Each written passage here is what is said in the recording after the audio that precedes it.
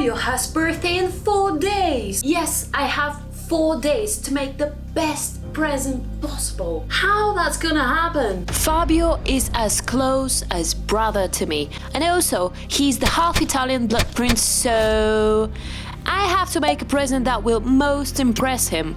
Okay, one thing I know for sure is that he adores playing Dungeons and Dragons, but he uses this to keep his precious dices. And I'm thinking of creating an exclusive box from walnut wood that he can flex with in front of his friends. Okay, today is Monday. My plan is to finish the box on Thursday and send it over to him on the other side of my country. He must open the box on the special Friday. That means that I have no time and I better off start now. Day 1. I was looking for inspiration, but nothing really was the box. Like the box. I wanted to do something so exceptional, so he would scream his pasta face off. Then I found this box on Pinterest and I thought, oh mio Dio! That's the one. Of course I didn't think of it. I think some guy named James Leonard made it, and I thought it would be cool to mention him for the credits. Great, but how on earth I'm gonna make that? There is no blueprint of anything I can follow as guide. And then I decided to meditate over it and try to visualize it as clearly as I humanly can. Then after much contemplation over it, I just opened SketchUp and started sketching. It seemed terribly impossible to recreate it, like this dude is some sort of genius, the box Jesus of our time, the wizard of wood craftery, the angle shaman. And I've seen hours and hours of figuring out the mathematics of this alien to me creation. I was about to cry my heart off how difficult it was with all these angles and lines and geometrics and there it is. Finally looks like something. Well, not exactly as I expected, but it still works as I expected. If it works in SketchUp, it works in real life. I'm planning to make it out of smooth walnut wood, carve something on top of it, and do a suede lining on the inside, which will also replace the box's hinges. Materials! I was desperately calling all the wood suppliers, but no one had the size I needed. It's extremely hard to find that sort of wood where I live, or if it is available, it will be 25 meters long plank and extremely expensive. Then I thought of a friend who has a friend who knows a friend who might have a friend who has what I need. I went to take it, and when I saw it, I thought I was gonna fail. Then I took it to Plumman to slice it, but he said that it wouldn't fit into his machine. Then we took it to Nicky's OG granddad, so he can prepare the wood for us.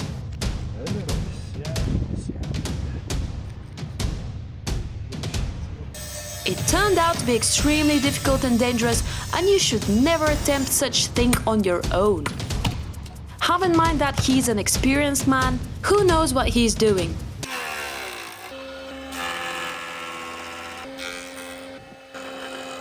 After the wood was sort of prepared for Plumman's machine, we rushed to take it there to give it a nice slicing.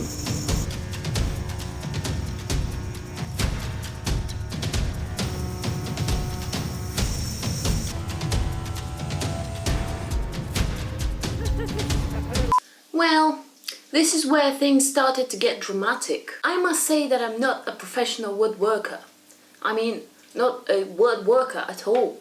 Not even close to a woodworker. And of course, for what I've learned, when you slice such wood, you must slowly dry it.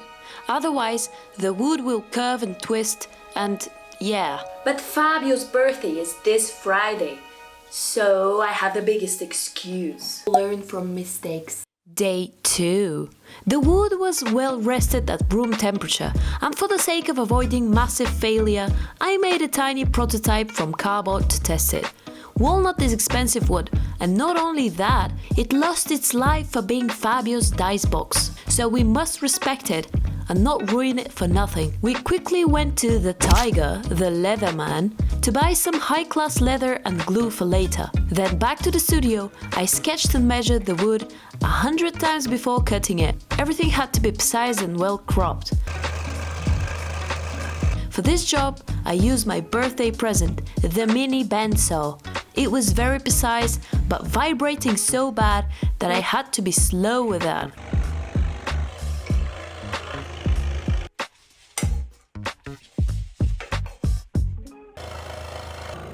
Here are the 6 pieces that will form my future cube. After that, I sanded the sole out of them. And the edge was so tight to the reference without any gaps.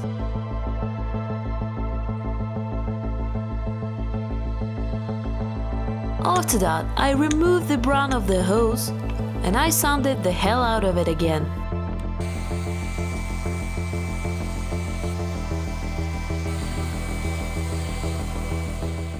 Day 3. I had to make the perfect 45-degree angle, so I thought of installing this cutter here. Screwed upside down to this weird construction with a stopper that will make it more controllable. But it wasn't cutting all the way, so I removed the small bearing of the tip and it worked. Sort of. It wasn't what I wanted. I then did another weird construction, which was tilted and secured belt sander at 45 degrees precisely.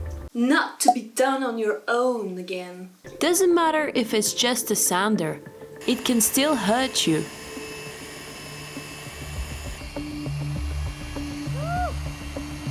Okay, now that is what I wanted. Now back to the studio, where I'm sort of choosing which side where to go. Then I taped the pieces together and moved on drawing the design for carving it later. I took a measurement template of the lid. Then I decided where I'll position the design. And as reference, I used the Ravenclaw house logo from Harry Potter, which is also the house Fabio was sorted. And these ribbons reminded me of pasta. And I thought, well, perfect. I kept the ravens as well, because they're a symbol of knowledge. Which suits Fabio, because he is a super clever dungeon master. Then I found the reference of a dragon sketch, but then I reshaped it to resemble the F that stands for Fabio. After the design was made to be minimalistic, symbolic and sleek, now it's time to transfer it using transfer paper.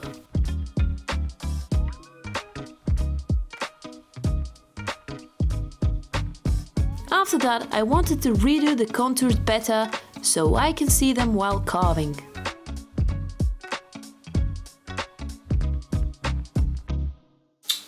And started carving.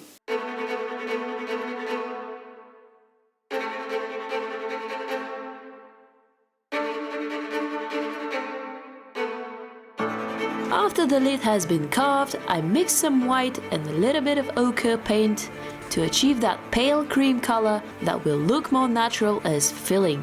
I then brushed it on the carving and wiped it off. After it dried, I sanded out the upper layer of the paint. Polished and shaved off the spikes that are left after sanding.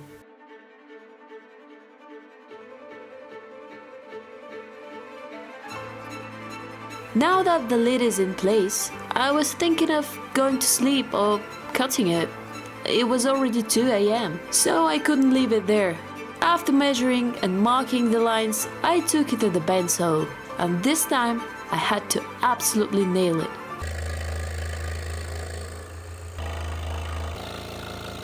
I couldn't leave this for tomorrow because I would have wasted the whole day just waiting for this glue to dry.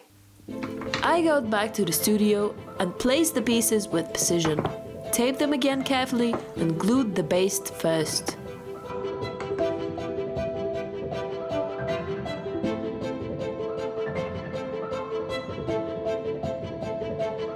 The privilege was that the glue was express hold and in 12 minutes I could assemble the lids as well.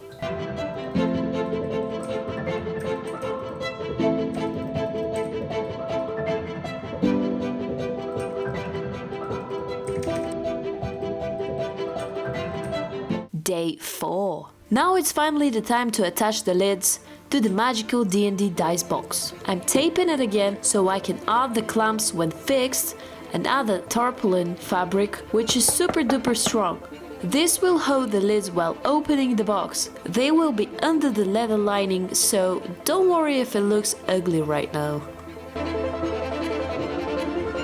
After that, I carved small holes for the magnets and superglued them to place. Here is Dad again. I admit he advised me how to scrape off the edges for a better look. I rushed to him and I went back to the studio to continue smoothing the edges. This road is so slippery! You naughty boy! After silking the sides, I mixed 2 wood fillers plus some black pigment and ochre to match the color of the box when stained.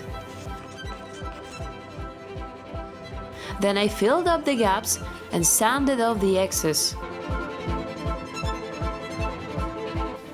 Now that it's super smooth and nice to touch, I took some sandpaper and smooshed the imperfections on the inside. Here I'm taking the measurements for the lining and trying to remember what the leather guy told me to do. It's the first time I'm doing this, so no place for judgment, at least not that much.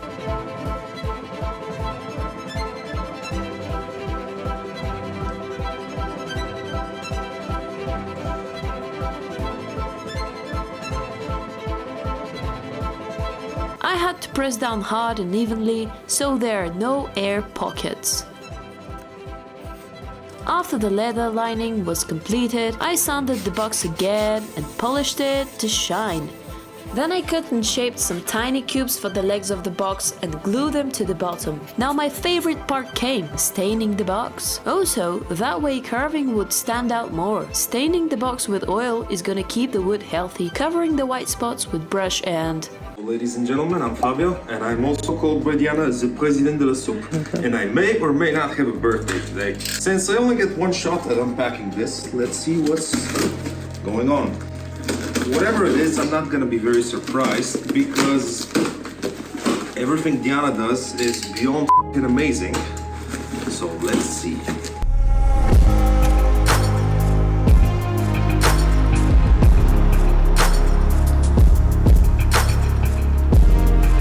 Oh my God! It has my name on it.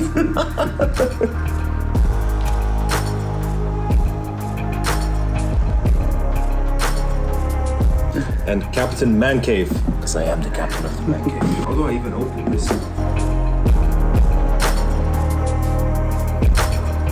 What the f? What the hell? Diana, how did you do this? I'm gonna be putting this on a t-shirt. Also, don't forget, it's the best one.